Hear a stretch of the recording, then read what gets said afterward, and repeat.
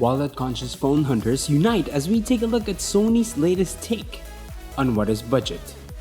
Mabuhay Manila, this is Drew from ManilaShaker.com and welcome to our hands-on review of the Sony Xperia XA.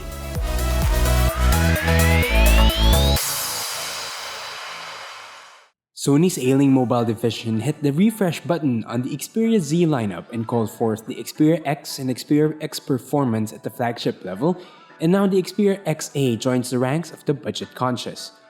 The new design language of the Xperia XA agreed with us in the aesthetics department, but it stops there as the Japanese manufacturer had to compromise on materials to keep the phone affordable. It's a non-removable plastic at the back that meets a plastic frame that converges towards a 2.5D scratch-resistant glass. The palm-loving XA is small enough for one-handed use, even for the dainty, thanks to its almost bezel-less screen. The power button is located at the right panel above the volume rocker. The dedicated two-stage camera button sits further below. The dual SIM tray can be found on the opposite side with a dedicated microSD card slot. Atop sits a 3.5mm audio jack, and it's the micro USB port and button-firing speakers to round out the ports. One of our biggest gripes is focused on this chin that does nothing but make the phone symmetrical. Front-firing speakers would have been nice, a fingerprint scanner, capacitive keys, a slider for camera or volume controls, or even a mirror would have been nice to have. Yes, there's an apparent lack of fingerprint sensor. No, it's not water-resistant either. The screen is HD or 720p IPS LCD with punchy color output. The thin side bezels aid in overall navigation of the screen. Running the device is a MediaTek octa-core Helio P10, 2GB of RAM and Mali T680 GPU, 16GB of onboard storage where 10GB is user accessible with option to expand.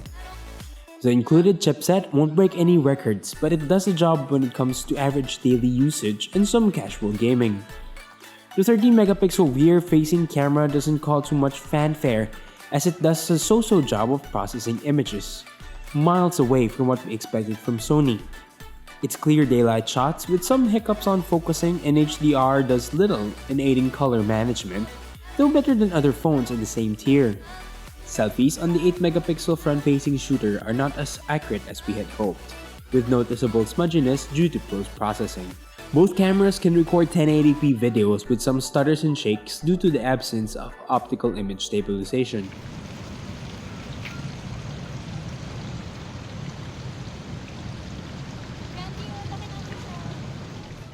The skinned Android 6.0 Marshmallow didn't help in the overall usage of the device, with some sluggishness apparent in navigation.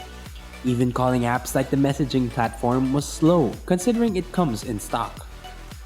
Having SwiftKey built in helped a little in the typing department, but only by a hair. It all goes downhill from there as the Xperia XA packs only 2,300 mAh of juice. That scored poorly or below average against other phones in the same caliber. Topping up took 2 hours and some change with the absence of fast charging capabilities. The speakers are frail and could get loud sometimes, but failed to make us appreciate what we were trying to listen to. It's a good device, especially for those with small hands, but it's way too expensive even for a mid-ranger with below average overall rating and sad battery endurance to boot. Poised at 12,000 to 14,000 pesos, we'd have half expected for it to at least have a good camera experience, since Sony knows camera sensors.